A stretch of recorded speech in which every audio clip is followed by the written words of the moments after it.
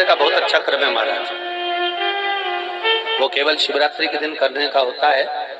कहते हैं जिसका व्यापार ना चले, व्यवसाय ना चल रहा हो, बहुत ज्यादा कष्ट में जीवन निकल रहा हो और बहुत ही ज्यादा तकलीफ हो रही हो, तो धतूरे को हल्दी में डुबोकर शंकर भगवान को शिवरात्रि के दिन रात को 12 बजे समर्पित करें। उस धतूरे को वापस उठा लाएं 5-10 मिनट के बाद, श्री शिवाय नमस्तुभ्यम बोलकर लाल कपड़े में उसको बांधकर व्यापार वाली जगह में कहीं पर भी उसको बांध दिया जाए। व्यापार पीछे नहीं हटता, व्यापार अग्रण्य भाव में बढ़ता चले जाता है। महाराज उस धतूरे को केवल परंतु शिवरात्रि के दिन रात को 12 बजे ही किया जाए, हल्दी में डुबोना पड़ता है।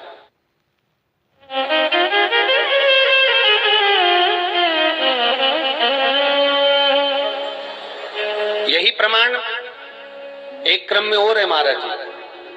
लिंग पुराण कहती है, मान लो किसी व्यक्ति को कोई एक भारी बीमारी हो गई, बड़ा रोग हो गया और वो रोग डॉक्टर कह रहा है कि ये ठीक नहीं होना है, बहुत तकलीफ उसमें है और कष्ट ही कष्ट है, वो ठीक नहीं हो रहा, दवाइयां लग रही, गोलियां खा रहे हैं। तो महाराज उसका भी वर्णन है। 7 धतूरे, कितने धतूरे लेना है? 7 धतूरे।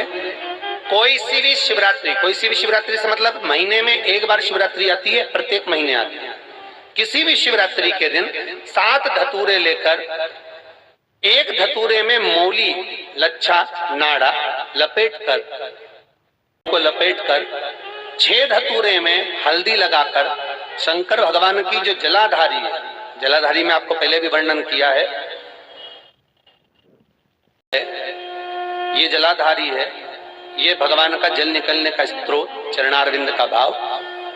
शिवलिंग जहां रखा हुआ है ये पार्वती जी का हस्त कमल, जो ये गोल भाग है ये पार्वती का हस्त कमल, जहां शिवलिंग रखा है। जहां से जल नीचे गिरता है उसके सीधे भाग में श्री गणेश जी महाराज का स्थान है, उसके उल्टे भाग में श्री कार्तिकेय जी का स्थान है।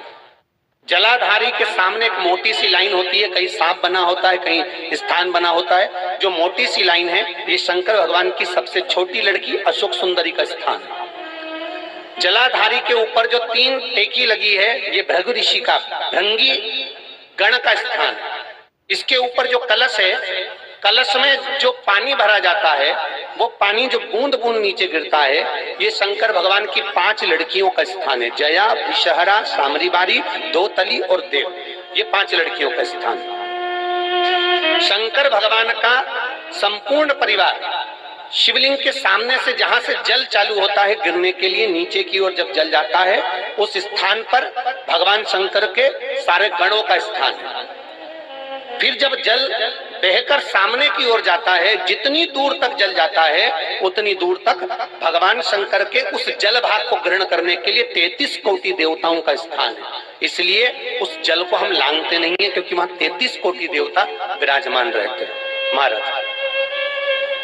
तो जो बीमारी डॉक्टर ने बता दी और बहुत बड़ा रोग हो गया और शरीर में कष्ट है, ठीक नहीं हो रहा, चाहे लीवर से जुड़ा हो, चाहे किडनी से जुड़ा हो, चाहे कैंसर से जुड़ा हो, और मान लो शरीर में कहीं गांठ भी हो गई है और वो मिटी नहीं रही हो, तो महाराज निवेदन है 7 धतूरे, एक धतूरे पर मौली लपेटकर वो शंकर जी के शिवलिंग के ऊपर चढ़ाना।